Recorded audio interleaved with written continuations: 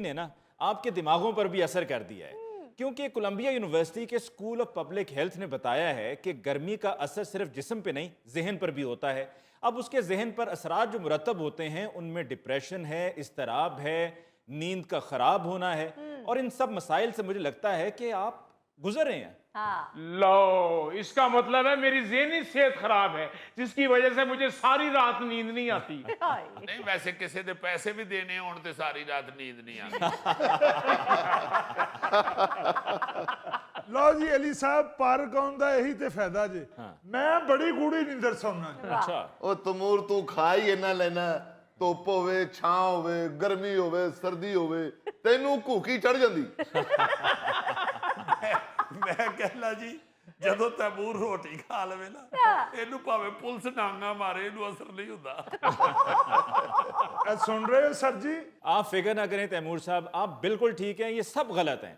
देखें, आप रोजाना पार्क आते हैं, सैर करते हैं, और यही वजह है कि आपकी नींद भी बेहतर है, और साथ ही साथ देखिए ऑक्सीजन भी आपको मिलती है, आपको सुकून मिलता है, तन्हाई का एहसास कम होता है, क्योंकि तन्हाई भी एक बहुत बड़ा मसला है, इससे जहन पर बड़े मनफी असरात मुरतब होते हैं। नहीं जी, ये बात तो अली मुमताज साहब आपकी बिल्कुल ठीक है कि तन्हाई बड़ी खतरनाक चीज है। ओए होए होए। मुझे याद है हमारे मोहल्ले में एक चिश्ती साहब रहते थे। अच्छा, उनके सारे बच्चे छोड़ के उनको अमेरिका चले गए। वो बेचारे कल्ले रह गए। 5-6 महीने तो अपनी बिल्ली नाल गल्लां करते रहे। फिर वो बिल्ली भी मर गई बेचारी। फिर आहिस्ता आहिस्ता चिश्ती साहब दा अपना मुंह बिल्ली वर्गा हो गया।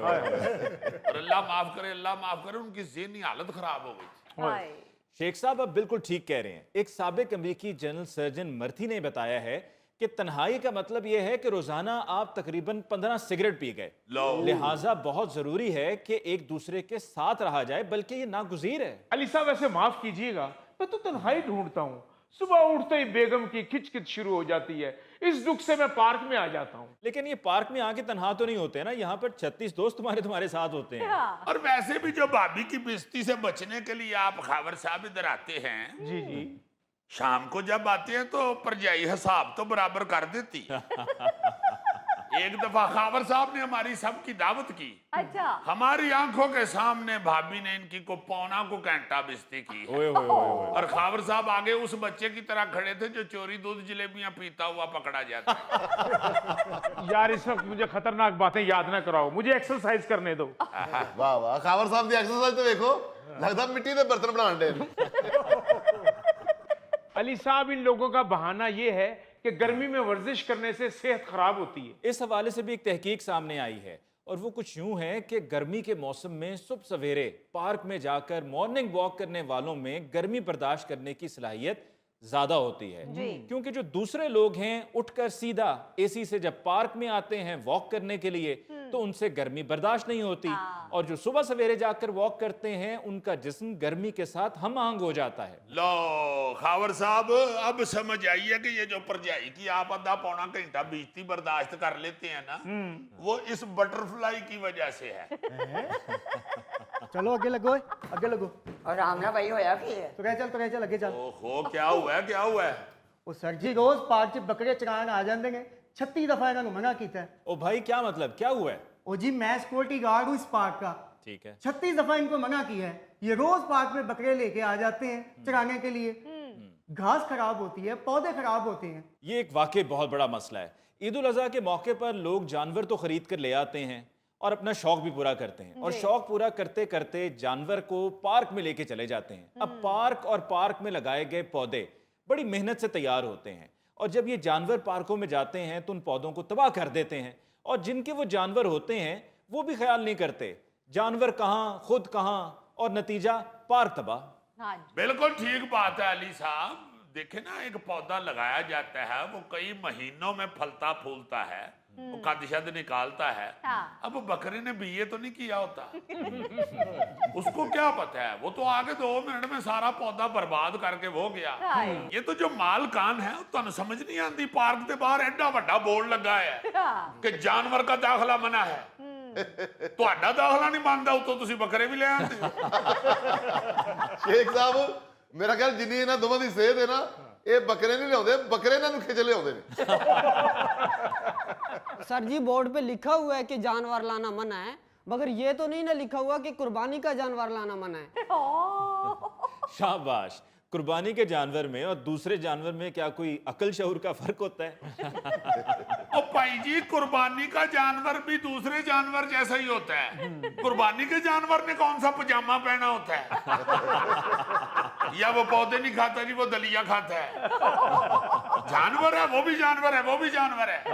मगर आप तो इंसान है ना, आपको ये पता होना चाहिए कि जानवर अगर लाएंगे इधर पार्क में तो वो गंद डालेगा। साहब जी कुर्बानी दी जानवर दी खिदमत करना सवाब हुंदा जे। घर भी ओदी खिदमत करिए तो सवाब ही हुंदा है। अच्छा, ये खाम खा इसे एक जज्बाती मसला बना लेते हैं। अब आपने खिदमत करनी है तो जरूर करें, लेकिन दूसरे का नुकसान करके खिदमत करना, सवाब हासिल करना, ये क्या मंतक है? बिल्कुल। अली साहब ए मेरे हमसाया दा बकरा मेरा सारा लॉन खराब कर गया जी। एडे शौक ना मैं लीची दा बूटा लाया सी, सारियां लीचियां खा गया और जांदे जांदे थैंक यू भी नहीं कह गया। चलो मैं क्या कुर्बानी दा जानवर है, की शिकायत करनी उत्तों हमसाए ने। अगले दिन बकरा फिर आ गया, वो मेरे बूटे दे नींबू खा गया सारे। लो, मैं हाली सोच ही रहा कि हमसाए नूं शिकायत लावां, उल्टा वो शिकायत लैके मेरे को आ गए कि यार ताड़े नींबू खा के साडे बकरे दा गला बह गया। वो मैं क्या गला बह गया तो की होया, इन्हें इत्ते कुर्बान होना या इत्ते तुहानू गजलां सुनाउणियां इन्हें? राम साहब कम से कम ਤੁਹਾਨੂੰ ਹੀ ਹਮਸਾਏਗਿਰੀ ਦਾ ਖਿਆਲ ਰੱਖਣਾ ਚਾਹੀਦਾ ਸੀ। ਬੱਕਰੇ ਨੂੰ ਸ਼ਿਕੰਜਵੀ ਬਣਾ ਕੇ ਦੇ ਦਿੰਦੇ। बहुत अच्छे, मैं तो अंब भी लाए ने, मिल्क शेक बना के देवां उन्होंने बकरे नूं। ओ यार, कुछ ख्याल करो पौधों का, बड़ी मुश्किल से तैयार होते हैं ये।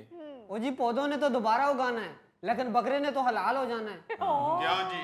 उसको ये समझ ही नहीं आ रही कि आप क्या कहना चाह रहे हैं। बा जी ਇਹਨਾਂ ਨੂੰ ਲੈ ਜਾ ਦਫ਼ਤਰ 'ਚ, ਇਹਨਾਂ ਨੂੰ ਜੁਰਮਾਨਾ ਕਰ। अच्छा जी ਉਹ ਪਰਲੇ ਨੂੰ 500 ਕਰੀ, जी ਇਹਦੇ ਕੋਲੋਂ 1.5 ਰੁਪਈਆ ਲੈ ਲੈ। ਲੈ ਜਾ ਇਹਨੂੰ ਲੈ ਜਾ। चलो लगोगे, चलो चलो चलो। वैसे शेख साहब इनको पैसों का जुर्माना नहीं करना चाहिए।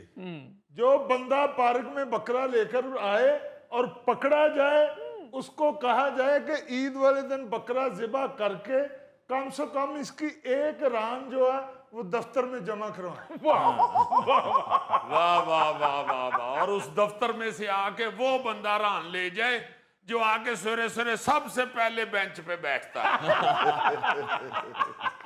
वैसे अच्छा मशवरा है, कोई बुरा नहीं है।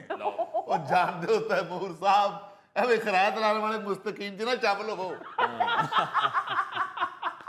यार, तुम तो बकरों की बात कर रहे हो, लोग बड़ी ईद पर वेड़े भी ले आते हैं। खास तौर पे ये जो गली मोहल्लों के पार्क हैं, इनमें पूरा साल मेहनत करके इनको तैयार किया जाता है और बड़ी ईद जब आती है तो उनको तबाह कर दिया जाता है और किसी को किसी का ख्याल नहीं होता। बस वो ये चाहते हैं कि अपने जानवरों की नुमाइश हो, सब देखें कि हमने कितना बड़ा जानवर लिया। बिल्कुल। और अली साहब मोहल्लेदार भी इसलिए नहीं रोकते कि मोहल्लेदारी है, झगड़ा ना हो जाए। हाँ। ऐसे मामले